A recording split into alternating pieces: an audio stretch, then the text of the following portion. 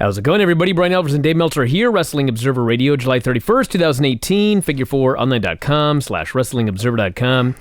Got a lot of news to get into. We'll do news first, then Raw, then the mailbag.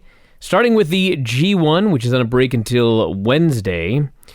What have you seen lately? What's the update? What are the standings?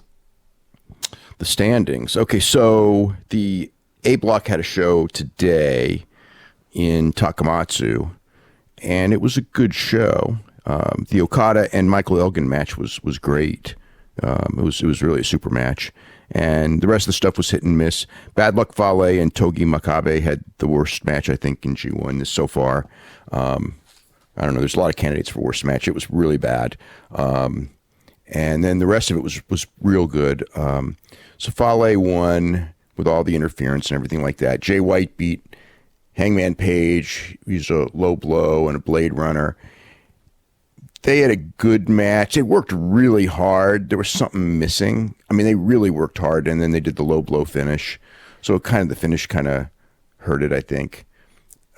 Suzuki and Evil had a good match. A lot of hard striking. Actually, it was pretty good, but they've had better matches. But it really was pretty good. Tanahashi and Yoshihashi, for what it was actually... You know, I don't know what it is with Tanahashi right now, but it's like every match he does just has he's just got an aura about him. It's like, and he just gets, like, you know, the match wasn't that long, but it just felt like a great match. He made, like, I don't know if he made or Yoshihashi rose to the occasion, but Yoshihashi's last two matches, he's looked really, really good. This was just a well put together match, really great. And Okada and Elgin was by far the big match. So in A Block, Tanahashi's 5-1, Evil, Jay White, Okada, and Suzuki are 4-2. Fale's 3-3, although he has not gotten pinned because all of his losses have been by DQ. And Makabe, Elgin, Page, and Yoshihashi are 2-4.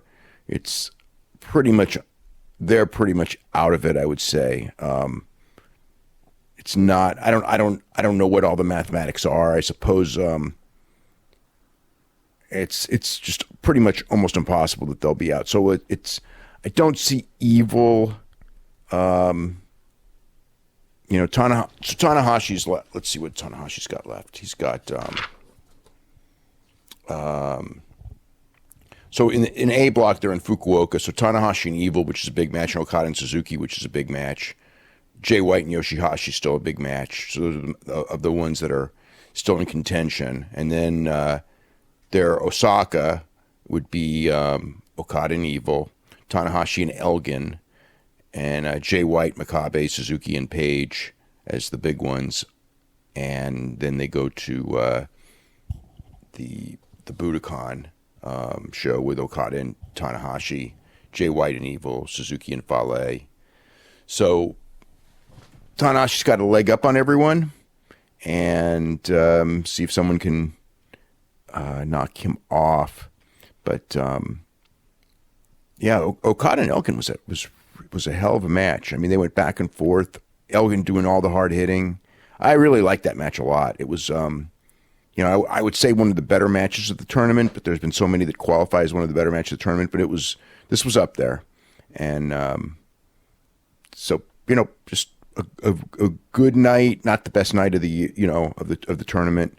So Wednesday is the B Block, and that's Okada. I mean, Ibushi and Goto in Ibushi's hometown, and Ibushi's out of his mind. So God only knows what he's going to do there. And Omega and Zack, which is a real interesting match. I don't think I've ever seen them wrestle each other. So it's two guys that. You know, normally have good matches, but complete style differences. And they've been cutting real good promos on each other. Naito and Yano, Juice Robinson and Sonata, which probably will be a really good match, and Ishii and Tonga. And, you know, Ishii hasn't had a bad match yet, so I don't know what that means. But means if he has a bad match here, it'd be Tonga.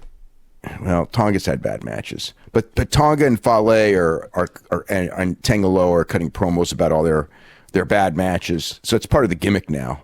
is that they have that the idea of getting heat by having like bad matches every night and all the interference and everything like that pisses everybody off. That's like their gimmick. So the B block, Kenny Omega's 5-0. He's undefeated. Naito, Sonata, Naito's 4-1. Sonata and Ibushi and Zach are 3-2. So they're kind of, I don't know that if everyone else is eliminated, but they're clearly the ones that are still in the running. Omega and Naito's kind of about where I expected them to be, and I think it's still going to probably come down to Omega, Naito. Let's see, Ibushi's got the Goto match, which will be very interesting because Ibushi, I think, kind of needs that win, or else he's kind of going to be not in the picture. I don't know what they're, as far as with Omega, I wonder if they're going to go with the thing where he goes unbeaten in the tournament until Ibushi. But then he would, if that's the case, he'd only have one loss, and he would, unless Naito just keeps winning, I suppose that's possible. But then Omega, beat Naito, so Omega would still advance. So, excuse me. So really, for Omega not to go to the finals, he has to lose 2 matches. So he's got Zach, and then he's got Ishii, and then he'll have Yano. Better not lose to Yano, but maybe he'll have to. And then, of course, Ibushi would be the last one. So the stories are still to be told. It's there's still a lot of different ways it can go. After Osaka, we'll probably, which is this weekend. Osaka is on Saturday and Sunday, and actually the Sunday show is actually Saturday at 11:30 or at 11 our time. So I'll probably watch that one live right after UFC. So that's going to be a long night because that's Osaka's going to be after Osaka. Then there's only the Yokohama show, and then the Budokan, which are the A and B block finals before the championship. So that's the situation. I think that everyone's hurt. I know Yoshihashi's hurt everywhere. Omega's obviously got the hurt heel, and he's kind of but everyone's banged up. Evil's got a bad knee, but I'm sure everyone's got a bad knee. So this is the stretch run where the torture of that tournament. I don't know if it's the thing with the tournament is I still don't know after all these years if this tournament is a good idea because yes, you get the best matches of the year all bunched up in this 2-week period, and I almost think that what's happened is there's so many good ones that they kind of like. People like take it for granted, and it's like, you do like a 4.5 star match, and it's like, oh, whatever. You know what I mean? Because there's so many great matches. And then the repercussions is after this tournament's over, for like the next 2 months, everything is like, everyone's so beat up that, it takes until like months before you start getting those great matches again. So, it's a traditional thing. It's the biggest business point of the year other than the Tokyo Dome show, but for all the great action that they give, there's still a lot of questions because these guys, they're watching like Jay White and Juice Robinson. Jay White and Page today. Those guys are just killing each other. I can't just imagine what Page is doing with all these bumps on his back. On the he was taking apron bumps and guardrail bumps and suplexes on the floor. And you don't see him. He seems to be fine, but I just don't know how he really could be fine because he's just taking so much stuff and doing moonsaults off to the floor in every match, and not winning either. So, but it is a showcase, and he's really worked hard. He's certainly earned a spot. I think his standing in the world of wrestling has definitely gone up greatly, and he's going to be a big star. We got Long Beach tickets also going on sale Wednesday, 10 o'clock a.m. Should be interesting. Yeah. No, with nothing announced. Back in Long Beach, it's 4,700 seats. So, in theory, with the quick sellouts, the first two times in Long Beach, people, it's not like the Cow Palace where people were not panicking if they didn't get the tickets the first day because I think they knew it wasn't going to sell out. I wonder how it's going to do because there's a lot of tickets going on sale. I mean, the Ring of Honor Madison Square Garden tickets go on sale the week after, and that's kind of the bigger show. So, yeah, I don't know. It wouldn't shock me if it's a quick sellout again, but I'm not anticipating it this time. If it is, then perhaps they undershot and should have ran a bigger building. But clearly, they themselves, they went back to the Walker Pyramid. They didn't go to a bigger building in Southern California, 10,000 seat building, because I think that they have the feeling that they've been running. It's the third time in Long Beach, and it's.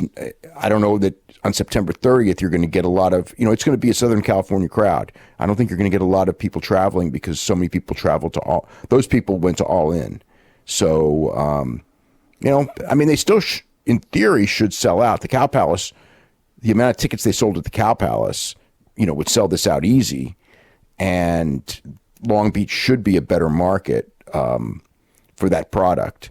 But, again, they've been there a lot of times. And if they had a big card announced, I think it would do a lot better. But they're probably not going to have anything announced until they'll probably have some stuff announced after G-1 is over.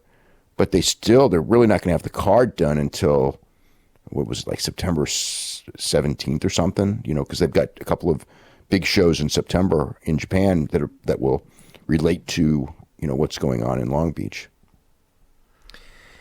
All In, we got some new matches, including Rey Mysterio. Let's see what we have here. It's Mysterio, Bandito, and Phoenix versus the Young Bucks and Kota Ibushi. Yeah. So when I first had heard a bunch of matches that were going to be changed a million times, it was Young Bucks and Omega against Rey, Phoenix, and Pentagon. That'd be awesome. Yeah. So they took Phoenix out and they took Omega out and put Ibushi in and Bandito in, which I think is to showcase Bandito because Bandito's really been tearing it up. And I don't know if that means Omega against Pentagon, which is, I think, a match that's never happened. And it certainly was a match that was brought up today on Observer Live, and as soon as I heard it, I thought that match would be awesome. Yeah, I feel that there's a real good chance of that. No one's told me anything. That just feels like, since they were both originally in that other match, that it makes sense if you're pulling those two guys off, it would be to make a singles match. So the card's shaping up: Okada and Marty Scurll and Cody Rhodes and Nick Aldis. But the six man is. I mean, I would figure that the six man is going to be the match that tears down the house. I don't see how it couldn't be. Unless the only thing is unless like Ibushi gets hurt seriously, because Ibushi's wrestling at a completely different level. I mean, of anybody. And, the Young Bucks are they're always going to have a good match, especially when they have these opponents. Phoenix is one of the best in the world. I know, Phoenix is one of the best in the world right now. And Bandito is going to be at that level real soon. For those of you who haven't seen him, I mean, he's not there yet, but he's got the look, he's got everything. He's going to be a superstar in this business for sure, unless he gets hurt. And then, and then Rey, I think that, before he goes back to WWE, I think that they really the Young Bucks wanted to wrestle him. And so it's a good match for Rey. He's in a 6-man tag. It's not a single. I just think that the crowd's going to be hot for. I think that's going to be that one's going to tear down the house. I'd be really surprised if that's not one of the best matches in the United States all year. Debut this weekend, ITV World of Sport. We talked about it quite a bit last week, actually. Did you see the show? I have not seen the show. I saw the show. I watched it last night. I mean, I didn't see anything bad about the show. I thought it was very easy to watch. I didn't think it was outstanding in any way either. As far as the production, I mean, it looked like one of those WCW shows when they used to tape at Disney. You know, it had, you know, a lot of, you know, like a TV studio with flashing lights and all that. It was overproduced, if that's the right word, in the sense that they were doing so many replays, you know, slow-mo replays during a match. Like at times you got to save that stuff. You can't be doing it constantly because they were ruining the flow of the matches. And you know, the camera cuts, absolutely, there were a lot. So that, I mean, that aspect, as far as that aspect, I thought it was not good. But the key to me is they got a 1 hour show and they decide to cram it with wrestling. And I think that was a mistake because you were throwing out wrestlers, but you're doing very little to tell people who they are. So you just have two guys go in the ring. And the idea is, you know, again, this is not WWE with, you know, whatever it is, the 20 to 50,000 viewers that they have every Monday night in the UK or here, you know, as far as but it's the point is people know who they are. This is trying to get a whole new group of people over to new fans. And they had, you know, 937,000 viewers, which, you know, in the UK, that's equivalent to, you know, 4.65 million people in the United States. You know, I mean, if on a per capita basis, which means far more than watch Raw, or you know, far more than we'll ever watch Raw at this stage of the game. But most of these people are casual fans or non-fans. I mean, you know, again, WWE on a great night might do 70,000 viewers, and so they did like 13 times what WWE does on a great night and about 20 times what they do on a normal night. Now, it's a better time slot because it's not 1 a.m, but still, you know, and it's obviously also on a station that everyone gets and Sky is not. But the point is that most of the people watching probably had no idea who most of the guys, if not all of the guys, were. And I don't think they did a great job of telling you who was a star. I think that they were handicapped by the idea that they were trying to go episodic after that last show. And on the first show, the pilot episode, was when they built everything around Grado. So Grado comes in as world champion. So you're watching this first show, and Grado's the world champion. And you know, well, I think I like Grado as a character. I think he's funny and everything. I don't feel he should be world champion, even in the UK. I just think it makes it, you know, it's not the right thing. And the funny part is that the show opens and Stu Bennett, you know, who's most you would know as Wade Barrett. Stu Bennett's like their authority commissioner, so it's kind of like a sort of heel authority figure. And the whole idea is that how can we sell this show in, you know, new countries with Grado as champion? You know, this guy doesn't look like a champion should, and all that. And so he was bound and determined to get it away from Grado, and they had a three-way. And Grado lost. And so the new champion is Rampage Brown, or just Rampage is how they call him. And, you know, I didn't feel like he was a world champion either. You know, he just felt like a guy, you know, a solid wrestler, but just a guy. He didn't come across as something real special. And also, because they were cramming so much in, the championship match, which was a three-way, you know, only went 5 minutes. The highlight of the show was Will Ospreay and Davey Boy Smith Jr. And they went just under 8 minutes. And it was as good a match as you're going to get in 8 minutes. You know, Ospreay was fantastic. He didn't do anything crazy. He just, but he did, a lot of great stuff. Davey Boy Smith Jr. looked impressive. But it's like I think that like, they didn't introduce the two guys, so it's like you're seeing Will Ospreay do all this stuff, and then he ends up losing. And he was the most impressive guy in the show, and he ends up losing clean. So it's kind of like, well, how good is he if he lost on the first show?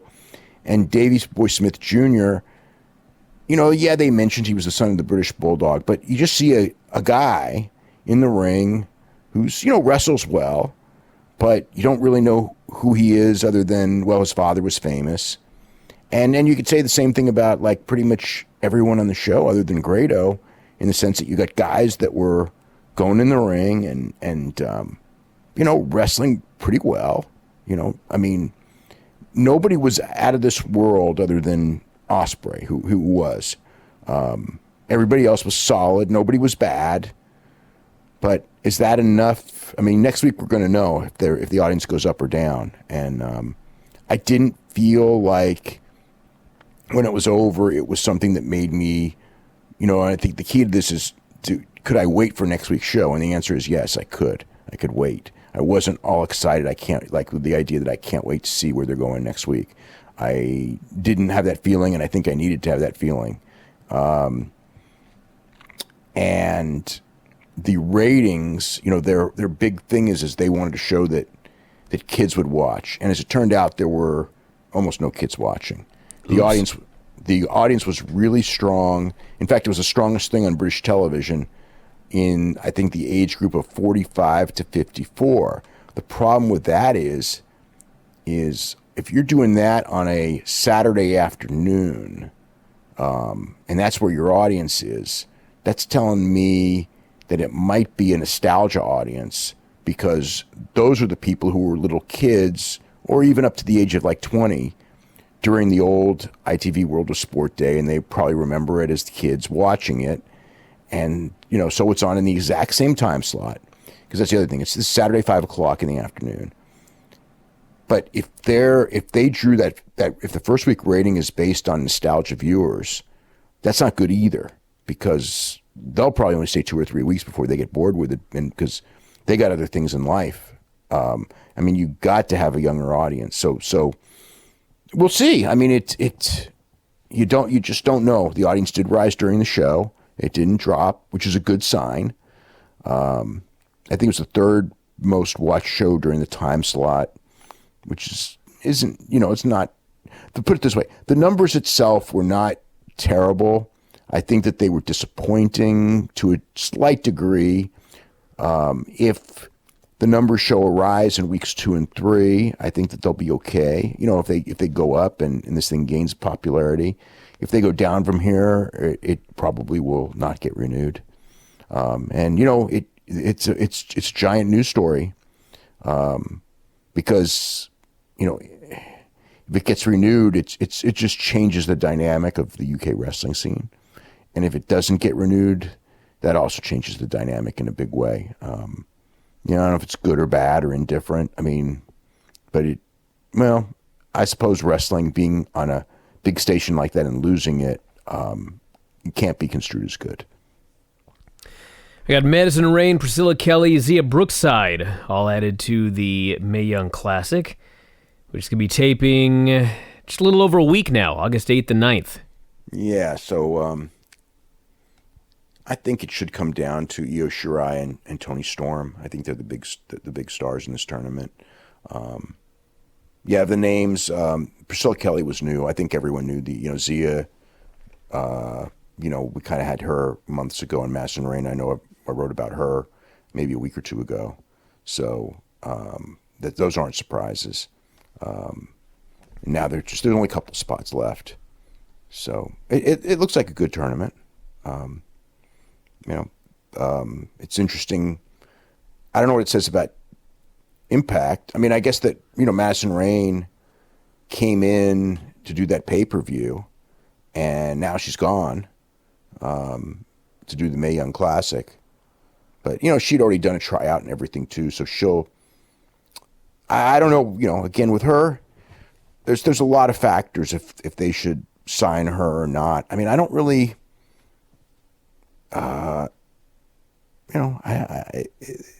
there's no right or wrong on her. It's like she's older. We kind of have a ceiling on how she's going to be as a performer. They got a lot of women. It's like if I don't know that they necessarily, they have 50 women on the roster, and that's a lot. It really is. It's like there's just how many roster spots you're going to have on the main roster, and how many spots in NXT do you have without having so many that nobody gets work and nobody wrestles in the ring in matches?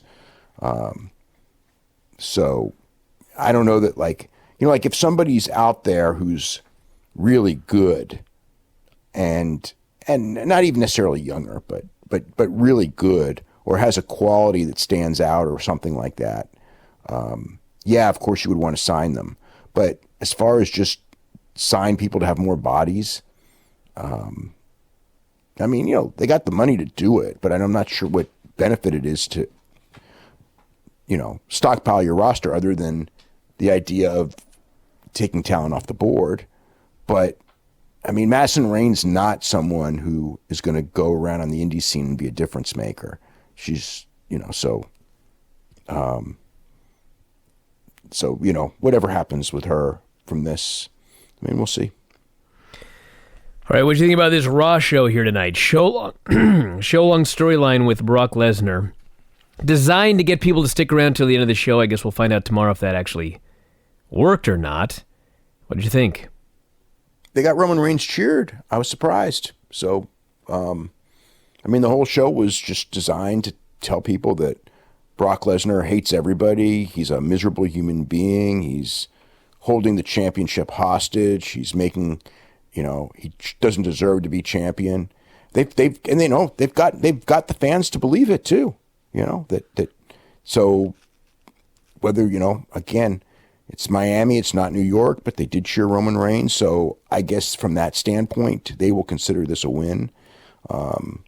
Yeah, it was really interesting verbiage that they used. I could feel the Paul Heyman fingerprints all over that opening interview with Roman Reigns. They even had Brock Lesnar turn on Paul Heyman before it was said and done. That's right. To show that he's just an asshole. That's what they wanted you to believe, that he's really just an asshole who doesn't like wrestling, who's just screwing with the fans and screwing with everyone and management, and we just got to get this belt off him and he's got to be gone. That's what they want fans to believe, and they're convincing them that's actually the case, which is kind of hilarious. I do actually expect that at SummerSlam it's going to be the WrestleMania reaction to the two guys. I may be totally wrong, but I was watching the show, I was watching the angles, I was watching the verbiage, I was watching what everybody did, I was watching Paul, I was watching Brock, I was watching Roman, and it was like, if this wasn't Roman Reigns, if this was actually a guy that everybody loved, this would be like one of the great storylines. It's like they're pushing every single button, but it's still Roman Reigns. So we'll see. I guess. I don't know. I think that they've really devalued interest in Brock Lesnar through all this. I mean, it's, but it doesn't matter because I think in their minds he's leaving. He's got, this is probably his last show. And, of course, who the hell knows? He may go and sign again. It's, but it's like, it's, again, I mean, it's like they basically told you not to buy his merchandise. It was just, it was really set up that he's going to be gone. I think that they are going on the impression he's going to be gone soon enough, and he's going to UFC, and they actually, mentioned Daniel Cormier and mentioned UFC, which to me means knowing how Vince thinks, Heyman must have pushed that because that's not something that they would do under normal circumstances. So the show opened up with graphics for Nikolai Volkov and Bryan Christopher. And then Brock Lesnar shown backstage, just kind of sitting there reading a magazine. He's got hunting magazines he's reading. So Roman comes out. Show starts, he's booed like crazy. Lots of chants of "you suck." He talks about how he respects Bobby Lashley, but he does not respect Brock Lesnar. And Paul Heyman comes out, congratulates him on beating Lashley, says the definition of insanity is doing the same thing over and over and over and over again and expecting a different result, which was funny on 1,000 levels. Yeah, it's kind of like me watching Raw every Monday. That's just, what he's saying in storyline is what they're doing in real life. Yeah, but I think that they're also under the impression that they're doing the right thing. I see. So it's not necessarily bad. Like. Well, we'll find out at SummerSlam. In what sense? Well, if they get the exact same reaction as WrestleMania, they have in fact been doing the same thing over and over and over again and expecting a different result. Well, that's true. That's true. So he says you'll never beat Brock. It's not a prediction, it's a spoiler. He's going to beat you. He's going to go to UFC. He's going to become a two-sport champion. People booed big for that one. Roman says, we don't care what you have to say, bring out Brock. Paul says he'll come out here when he feels like it, if he feels like it. And Roman says, if he shows up for SummerSlam, I'm going to send him back to the UFC. He won't go back as the Beast. He's going to go back as Roman Reigns' bitch. Got a big pop for that one. And that was the opening segment. They pushed every button. And they did get people cheering him there at the end. Yeah, well, that's an accomplishment. So then they go backstage, and Paul's meeting with Brock. He's reading his Field and Stream or whatever. And Paul says, did you hear what Roman said? Well, it wasn't Field and Stream. I know. And Brock says, obviously I didn't, Paul. I don't watch the show. And Paul says, you need to see and hear what he said about you. So he's getting his phone out. He doesn't watch nothing. He tells Paul tells him to put in his code, and Brock grabs the phone. He just throws it across the room. Infuriated, goes back to reading his magazine. You know, when he was in UFC, this is how much he doesn't watch. This is legit. When he was in UFC, and there would be a card with a friend of his on, he would have somebody call him when, like he was friends with Pat Barry, he was friends with Chris Teixeira, he was friends with, oh God, who are the other ones? There were a couple other guys. But so when one of his friends was fighting, he would have somebody call him, and he would watch their fight, but he would not turn on UFC until that fight. It was not like he would sit in front of the show and say, it's like a 3-hour show, and I'll just sit and watch fights tonight. He just wouldn't do it. He's not going to watch anyone else. And it's like, most fighters, they're going to watch fights on, especially if their friends are on the card. But that's just how he is. And I'm sure that, like, on Monday nights, he ain't watching. I don't know that that's necessarily a good look to go out there and say that you're not, that you're not well, watching it's his gimmick. the show. He doesn't care about the fans. He doesn't care about the company. He doesn't care about anything. That's his character. But sometimes I think by him saying that he doesn't watch, it's kind of like, maybe he's the smart one. Well, sometimes he is. And in fact, I'll tell you a match I hope he didn't watch. Finn Balor and Baron Corbin. Wasn't that match boring? Oh, my God. So, first they wrestle for a while. They go to a break. They come back, and Baron Corbin's got him in a shoulder lock for so long that I thought Corbin must think we're still a commercial. So, they wrestle some more. He gets the heat on Finn. Finn hits a dive. It actually was good by the end, but it really dragged it before they got there. They go to another commercial. They come back. There's another shoulder lock. And listen, I guess it was all right, but Baron Corbin beat on this guy. He beat on him, and he beat on him for 90% of this match. I thought, well, Finn's obviously going to win. Like, Corbin's taken the entire match. Corbin then avoids the coup de grace, hits the end of days, pins the guy in the middle. I was like, what? And then he kicked his ass afterwards as well. Well, this is a setup. I think it's pretty clear from watching the show. I mean, no one's told me this, but it looked to me like they're going to do a TV match with Roman Reigns beating Corbin, maybe next week or the week after. And so to do that, they wanted to heat up Corbin, and Finn was the setup guy. So that's what it looks like. Boy, was he a setup guy here. Yeah. He was just a fella. Nothing special. Oh man. I tell you, but I mean, they've done that to Balor before. But I think this was one of the as far as like making him not feel special at all, not just This was up there with the worst I've ever seen. Yeah. Well, they did when they were grooming him for the championship run or the championship chase, and then they had Kane beat him like it was nothing. That was that was very bad as well. That was actually worse. I will actually say that was worse. Yeah, that was worse because of the timing, because the whole thing of he was supposed to wrestle Lesnar at the Rumble, and they did that in what that was, October, November, and it's just kind of like, come the decision of the Rumble, it's like, oh, God, the guy's not over, so we got to change our plans, and it's like, why he's not over? because you freaking book him like this. So now, I mean, like, the thing is like, he's not going to wrestle Roman Reigns. He's, for the championship. He ain't going to wrestle Braun Strowman. He ain't going to be wrestling Brock Lesnar. Baron Corbin is going to probably be wrestling Roman Reigns.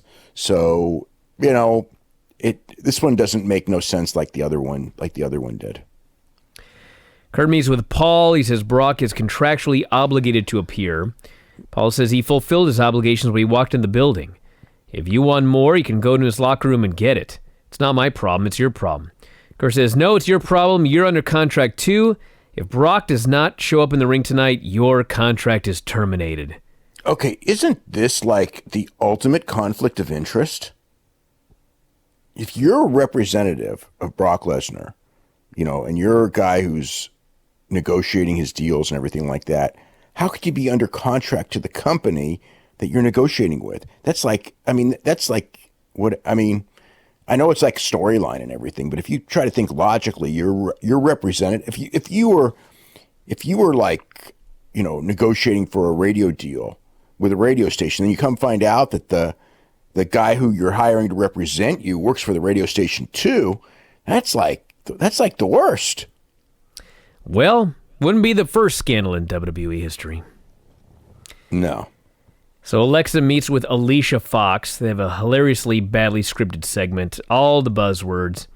Alexa says, I got Ronda tonight. Alicia, all you have to do is take care of Naomi. Let's not bury the lead here. Not Naomi. Natty. Anyway, yeah. Let's talk about the big story here. I know they look alike. Alicia Fox and Ronda Rousey are having a match next week. Yeah, so that's interesting. It's a TV match. Oh my God. Of all the women, the woman who over WrestleMania weekend chewed out Ronda Rousey's husband. So? It's just so great. I can't wait. Maybe Ronda will just flip her around. I'm sure she's going to flip her around. She's going to throw her all over the place. I'm sure it'll be very professional, but man, when I heard Alicia Fox and Ronda Rousey get in the ring together, I was salivating. It was funny. It was funny. And Alicia Fox got to lay her out, too. Yeah, she did. Briefly. She threw her into the barricades over and over again. It was a pretty good beating. So it's pretty much one of the biggest beatings she's taken. We had Alicia Natty, and Fox yanked her into the ring apron for the heat, and then she taunts Rousey. The ref is distracted. Alexa hits Natty. Foxy boots her for the pin. I think that the thing here is I can see them doing a deal where, because Natalya got beat because Ronda screwed up. So it's kind of like that could be part of the long-term storyline. I feel like that's happened before as well, actually. I don't think this is the first time that's happened. Yeah, so that's what they're doing. So Ronda hits the ring. She goes after Alexa, kills her with a throw. Goes to break her arm. Fox hits the ring. Boots her. She kills Fox with a slam.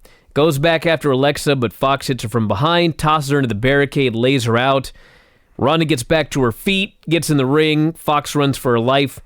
Later, they announced that match for next week. Ronda's first ever television match on Raw next week with Alicia Fox. Yeah. Paul's trying to talk Brock into going to the ring. Brock is not buying a word of anything he's saying. He's getting irritated. Says, I don't give a crap about the WWE Universe. And tells Paul to go get him a steak. Medium well, baked potato, and steamed broccoli. Goes back to reading his magazine. I think it was medium rare. I said medium well. Did he? I'm almost positive. Okay, I wasn't paying that close attention, but I remember the baked potato. I know my broccoli. steaks, so when he said medium well, I was like, medium well? Yeah. Come on, Brock. I was just thinking that, like... He should have said rare. Shouldn't he have said, like, he's got diverticulitis, and shouldn't he be not eating so much meat? Well, that's the steamed broccoli. Yeah, okay. Ronda's screaming at Kurt. She says she's back from suspension looking for a fight. He signs a match for next week. The people booed that because they wanted it this week. Yep.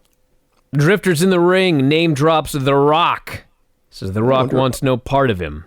I wonder if that's... This cannot be a coincidence. No, I don't think they said The Rock for no reason. I think that may be the idea that they're building towards. Wow. That kind of... Well, it's good for him. I mean, he's... for him to be in a match with The Rock, it's that's a positive. It's an easy match for The Rock. They can do all of the singing back and forth. They could do 30 minutes on Raw doing that, and makes a lot of sense. Not the biggest money match ever, but hey, it's The Rock. He could wrestle anybody. He could wrestle Eric Rowan at WrestleMania, for crying out loud. Yeah, but that was just a cameo. That doesn't really count, and he wasn't getting paid millions of dollars for it. This one, if he's going to wrestle and it's advertising and everything, he's going to be getting paid millions of dollars. So, it's the thing is, it's like he doesn't want to come back and do an average match. And that's the one thing with Elias is, it's not like he's going to be out there working with, I mean, it's like, I can't really think of too many good Elias matches, let alone with somebody who's not wrestling regularly. And The Rock's match is going to have to be like 15 minutes or more, maybe a lot more. So, but I'm sure that they can work it out. I mean, Elias isn't that bad, but he's not that good either. So anyway, Lashley interrupts, and Elias says, "Clearly you're out here to sing with me." Lashley says, "I don't sing, or I don't fight. I fight, I don't sing." And Elias tries to rope him in, and then we got an amazing Raw moment where Lashley actually joined Elias in singing Rockin' Robin. The fans can't believe their eyes. They're cheering. Lashley then completely forgets all of the lyrics. That was great. At which point, Drifter attacked him. Lashley made his own comeback, suplexed him all over. That's a segment. So that's maybe a SummerSlam match. Lashley and the Drifter at SummerSlam. Yeah, it's going to be a tough match. I wonder if they could just have... I'm trying to think how they could do this. Well, they could do a 5-minute match and it'll be all right. Well, what I'm thinking is they do a long match. I mean, I'm not saying he'd do his concert. The Rock would interrupt. You do a big segment on SummerSlam. Rock lays him out. They ring the bell. Bobby Lashley kills the guy, pins him. That's it. The Rock at SummerSlam? No, he beats up the Drifter. So Rock doesn't actually do a match. He just does a segment and lays the guy out at the end. Then Lashley pins Drifter. I suppose it's possible he could do that, but if I'm The Rock, I would, I don't know. I guess you could shoot an angle. That would be, yeah, I guess you could do that. But, yeah, I don't know. I wasn't thinking of him being around this early. We had Kevin meeting with Baron Corbin. It's Kevin Owens. Says, Corbin is my son's new favorite wrestler, he says. Corbin says, yes, I'm here to inspire. Kevin says, I'm concerned about this Lesnar situation. Kurt is messing with Stephanie's authority. If Brock goes to the ring tonight, Braun Strowman could cash in, ruin my match at SummerSlam. So why did they even bring that up? That's a goddamn good question, because guess who did not come out at the end after he had promised that the next time he saw Brock Lesnar, he was going to go and cash in on him. Yeah, I thought that it made it like the whole thing when they did that segment when Braun Strowman wrestled Jinder and Kevin Owens took the briefcase. Like, oh, that's it. He's going to take the briefcase. He's going to have to, like, at the end of the show, Braun will get it back, but Lesnar will be on in between, and he won't have the briefcase. So that'll explain why he doesn't cash in, because you can't have him cash in and fail. But obviously, they're not doing. They're really going to do Brock Lesnar and Roman Reigns. So, you can't have the cash in. So they didn't have the cash in, but it's like if they weren't going to have the cash in and they weren't going to do a story to explain why they weren't doing the cash in, he sure as hell never should have brought up that he's got the briefcase and the cash in, because, and they shouldn't have hinted that it's possible, because it's like, why didn't he do it? There's no reason not to. The guy was there finally after, months. The guy finally shows up, and he only have limited opportunities because he ain't going to be around again. Although he is going to actually be around in 2 weeks. He's going to be back for the Greensboro show. But in theory, no one's supposed to know that, because the storyline is that the guy may never come back. Well, we had Braun and Jinder, and Owens comes out, tries to steal the briefcase. Braun chases him. Kevin throws a briefcase to Sunil. Braun wipes him out, chases Kevin to the back. He gets counted out. The same Braun Strowman, who did not care that he lost a cage match to Kevin Owens at the pay-per-view, he's furious to get counted out against Jinder. He's outraged. He's irate. Jinder runs for his life. Hey, that's the story. Maybe he's fine with putting over Kevin, but he ain't fine with putting over Jinder. Well, I can't argue that one. Yeah. The story was if this happens at SummerSlam, he loses the briefcase. Yeah, well, that's why they did it, was to show that he could be losing this briefcase. That's what they want to do. But God, he would look like such a geek if he loses the briefcase. There's no way. No, I don't see that. I shouldn't say there's no way. Yeah, because it's a way to get it. I'd be surprised if they don't want to put the championship on him, and they don't want him to cash in and fail, which would be a bad idea. Then the idea of him losing on a DQ in some form, as lame as it sounds, that may be the best. If he's not going to win the championship, that is the best idea, is to do it that way. But he's got a year. They got a year to find a spot for him to win the title. I don't think they should give up on it so easy. Corbin tells Kurt Steph's on the phone. She tells him something. He says, the fans are going to be very upset. But I understand you're just trying to protect the main event at SummerSlam. We have Mojo meeting with the Geek locker room. He's been running through them, he says. I'm not hiding behind a keyboard. I'm here to call everybody out. Bobby Roode shows up. He's here in this locker room with the guys that are never used. And they get in a big fight. Match announced for next week. What a battle that's going to be. I like Mojo's talking, though. He's a good talker. He's a good talker. Yeah. Yeah, he was all right. I mean, giving the speech on No Way Jose and Tyler Breeze, who weren't there. Wonder where they were. I don't know. Back in catering, he said. Yeah. We have Apollo versus Akam. Akam mauls him for a while, throws him around. Apollo makes a comeback, standing moonsault. Akam misses a charge. Apollo rolls him up and pins him clean in the middle.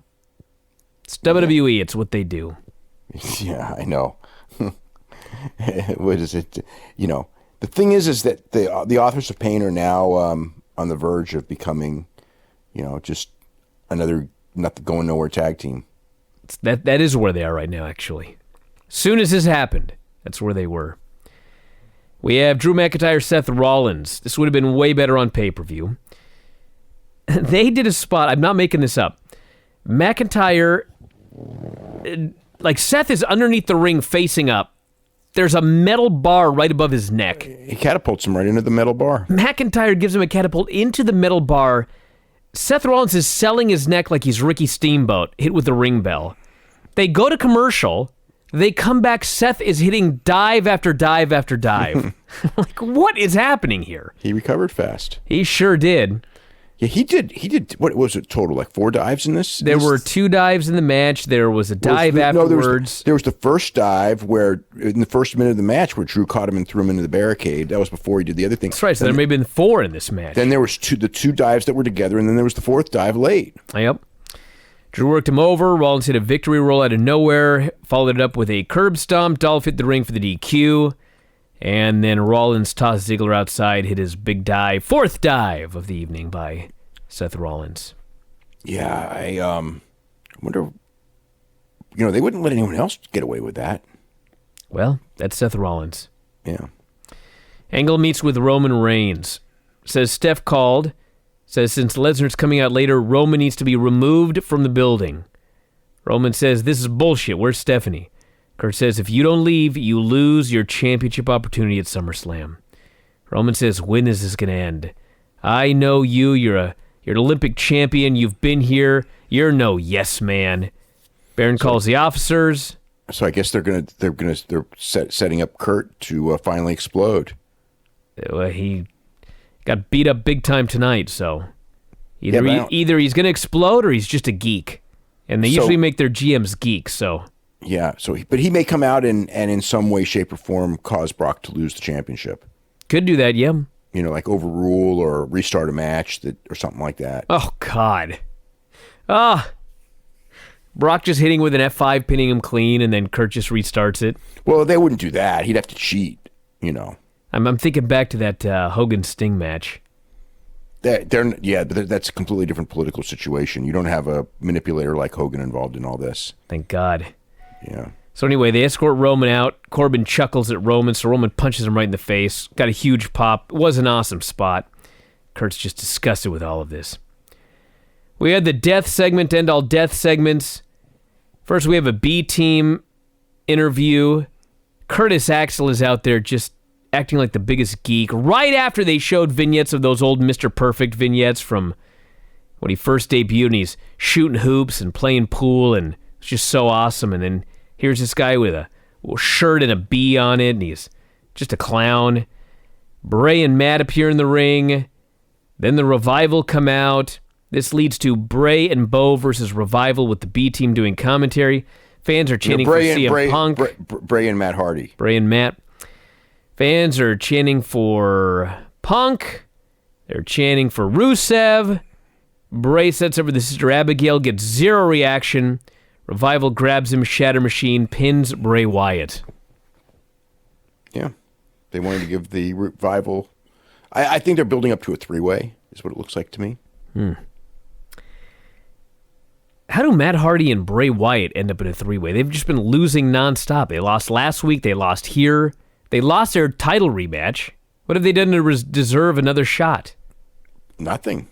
But, I mean, maybe they're not going to be involved, but they were, I don't know. Just the way the whole angle went, it felt to me like they were doing a three-way angle. Seth Rollins promo, he gets attacked by McIntyre and Dolph and laid out. Riot Squad versus Bayley and Sasha. Bayley and Sasha, best friends. They got matching gear. They're working great together. Like none of this ever happened. Bayley hits a top rope hurricane run on Liv. Sasha hits a Meteora. Logan breaks it up. They're still making fun of Sarah Logan for being a Viking. All the stupid gimmicks in WWE history, they're making fun of this girl because she claims her ancestors were Vikings. Every week they just bury her during the match. Bayley and Sasha then team up. Bayley hits the belly to Bayley, gets the pin, and they celebrate together. I got a question for you. Yes. So this upcoming Evolution pay-per-view, Yes. what are the chances? I know the answer is probably slim to none, but what are the chances they're doing the 4 Horsewomen versus the 4 Horsewomen?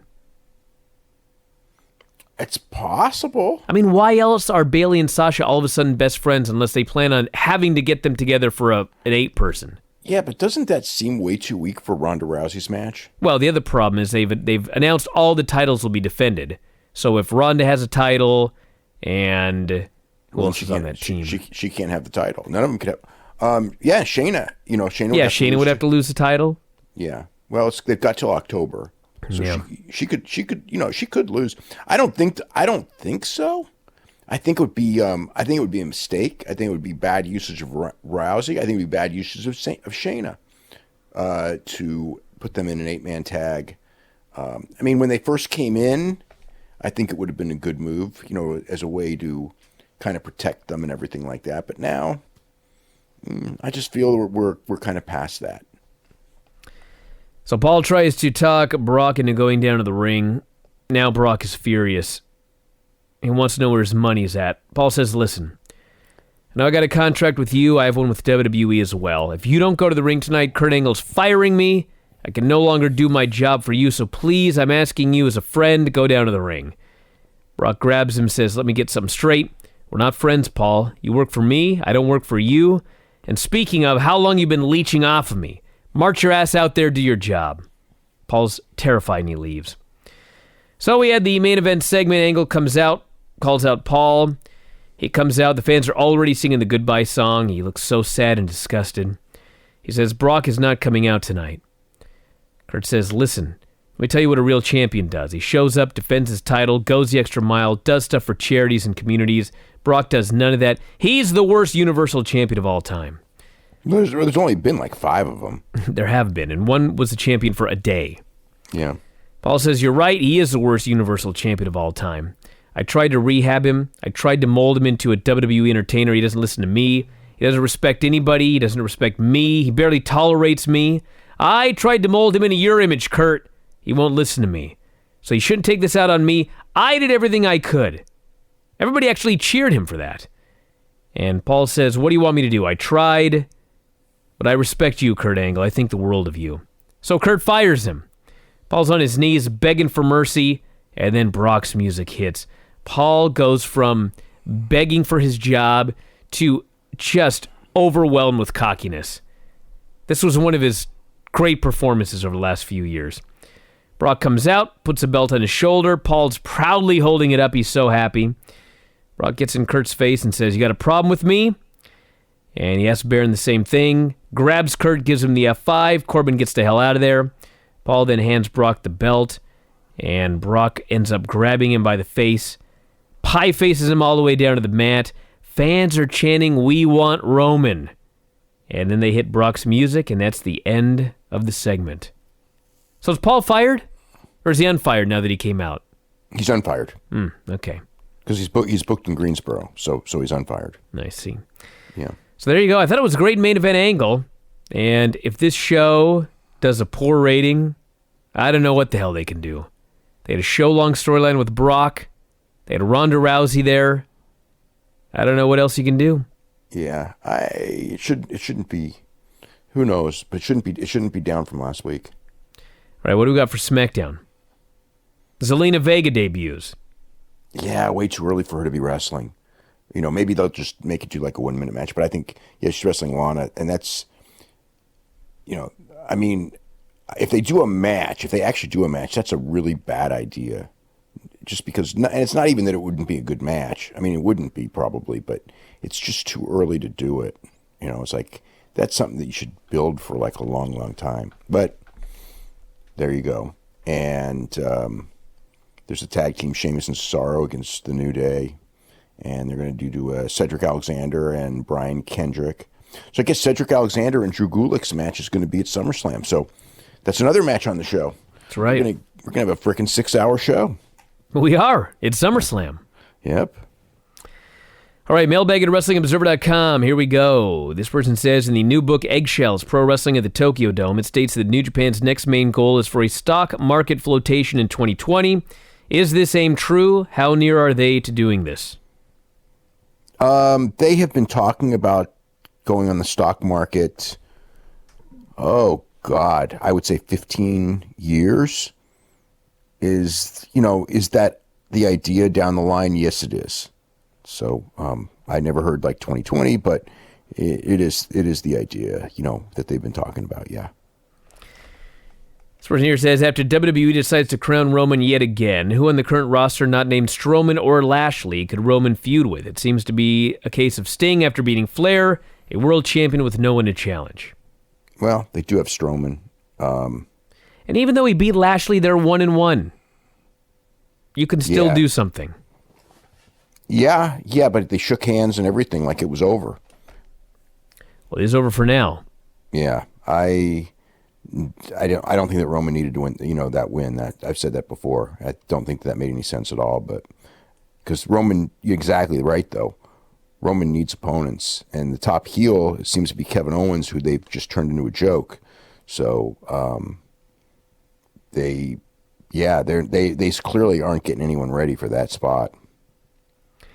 This person says, why do you think Minoru Suzuki seems to be more over now than at any other point in his Hall of Fame career? I thought it was really cool that over a 2-week period, fans in 3 different countries sang the closing line of his song. I think that he's working with better people than he's ever worked with, which has allowed him to look better.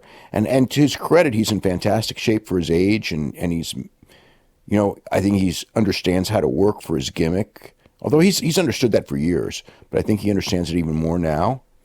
And as far as like being over in the United States and UK, I mean, it's like they never saw him in his prime anyway, so he couldn't have been over at that point. But I mean, he's had a lot of great matches on top, and he's a unique guy, and he's got great entrance music, which is a small part of it only. But it is interesting. He's 50 years old, and he's more over than he's ever been. Spurs says, a few weeks ago, there were rumors circulating about Howard Finkel's health, but I don't think anything was substantiated. Has Dave heard anything or have any updates? I just know that no one's talking about it. It's, there's usually when someone says something like that, like, especially with Lawler, who's, knows everybody, there's probably something to it. But yeah, I've asked around and nobody seems to know anything. This person says, why did Kia Stevens, Awesome Kong, never return to WWE after her pregnancy? Also, what are the chances we see her return at Evolution? I thought she would have been a great addition at the Women's Royal Rumble. Yeah, I think that they haven't gotten over the fact that She was pretending to be pregnant when she wasn't. That really the story is that somewhere in the pregnancy she lost the baby, but she just still pretended to be pregnant for months after that and didn't come back and didn't tell anyone. And it's hard when you're a company and someone does that to go, okay, let's give you your job back. I mean, if you're John Cena, you could get away with it, but he's probably not getting pregnant, so it may not be germane to him. But that's basically it. It's like, she told them she'd already lost the baby, and she still was telling them that she was pregnant. So it's kind of like, they kind of like think that you're kind of a nutcase. But now that she's on Glow, which is a non-wrestling thing that's gotten great reviews, it is a marketing business, and if they think there's any money to be made with her, they will bring her in for sure. Sports says there have been A-block shows in which 4 of the 5 G1 have outside interference, chairs, crowd brawling, and are all very similar. Does New Japan have agents? Do the wrestlers know what the wrestlers in other matches are doing? They don't. They pretty much do their own matches. And one of the weaknesses when you do that is that you don't know who's doing stuff in the other matches. But, yeah, I mean, it's a valid criticism as far as, it's bothered me. This person here says, does Triple H have any control on not letting someone go to the main roster if he fears Vince will not book them right? I mean, he's got power and influence to a degree, but in the end, it's going to be Vince's call no matter what. Person says, has there been any contact between WWE and Del Rio? WWE and Del Rio. I don't know. I don't know the answer to that one. This person says, what could you see as Michael Cole's role when Triple H takes over, or do you believe he would phase him out? I think he'd phase him out, but not as strong as maybe I would have been on that one. Nah, I don't know. I shouldn't even say that. I don't. I mean, I've heard names that he probably would phase out, and he's probably not one of them because he works real close with NXT. So I don't see him being phased out. Spurs says, I'm just getting into New Japan on Access within the last year. How long has Geto been seconding Okada? Since 2012. What's the story? It's his manager. That's the story. This person here says, I'm currently reading a book about the history of the Yakuza. In it mentions a 1985 court case against the Yamaguchi-gumi in Hawaii in a drugs for gun sting operation. It says the prosecution's primary witness was a drug informant and former pro wrestler, but does not name the wrestler. Do you have any idea who that might be? No, I don't. I don't know who that is. This person says, what is WWE hoping to gain by signing so much talent? And do you both feel they are signing too much talent in such a short period of time? It feels like they have more talent under contract than they could ever possibly use. Well, they do. It's just they want to keep people that have potential away from other companies. And if you're a good athlete or something, they want to give a lot of people a chance if they think they got the right look and the right athletic ability. This person says, I was wondering if Dave knew the paid subscription count for the Global Wrestling Network and if Anthem was actually making any money off Impact recently with the stability of D'Amore and Callis in charge. I don't believe they're making a profit, and I don't know what the subscription numbers are. Who do you think the first woman should be to beat Ronda Rousey in WWE? Depends on the circumstances. There's no one in particular that should or shouldn't at this point in time. It's like I wouldn't, it would have to be a top person that you're really grooming something for. Whoever a top person is, they'll probably be the one, the first one to pin her, or, but maybe, knowing them, they could keep her clean for a long time also. But I think that they'll probably that's probably not gonna happen. And finally, this person here says, how long has Ishii been considered a main event caliber wrestler? I've only been following New Japan recently, and recall hearing Dave speak of him a few years back as a perennial underdog that never beat the top stars, and given his recent performances, that seems mind-boggling. Yeah, it was. It took a long time before they gave him a break, but he's done really, really well. All right, everybody, and then we're going to wrap it up here for today. Lots of stuff up on the front page. The back issue of The Observer's up. New issue coming out in the next couple of days. And lots of shows, lots of fun stuff. That's it. We'll talk to you again after a while.